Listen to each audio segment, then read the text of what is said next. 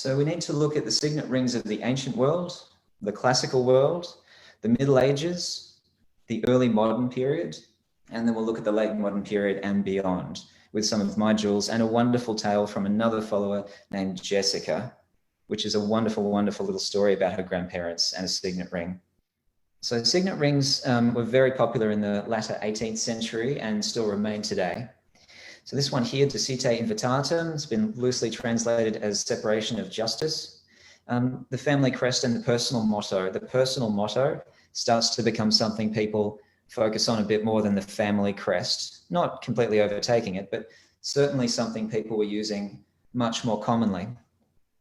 So the stone that was used was predominantly a bloodstone or a carnelian by the 18th century. And you've got white chalcedony and also rarer lapis lazuli being used as well. This one here dates from around the time of Louis XV, denote invitatum. And so the 1890s, things changed. We've got silver being the basically prized metal for jewelry at this particular time because it's a reaction against gold, which had become very much emblematic of the older class, and silver or blonde jewels were very much more sought after. And we've got the rise of things like the Tiffany setting, and we've got platinum being very, very popular indeed. And those ways of housing, say, a diamond changed everything, but still signet stayed. And this one here is not inscribed, dates from the 1890s, I think it's 1896. And also this one not inscribed. So you'd buy these as blanks and you would have someone engrave them for you.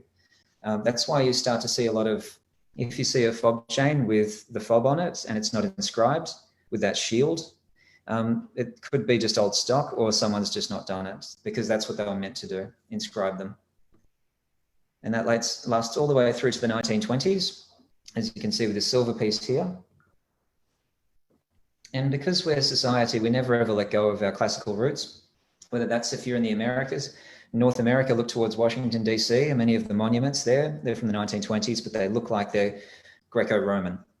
Well, in the 40s, we still appropriated the Roman styles. Here we've got a Roman centurion, and we've got a very bold Art Deco style to it. And it's still carried on as a practice today. As you can see with this ring, which is probably about 20 or 30 years old, but it's still used with the initials AM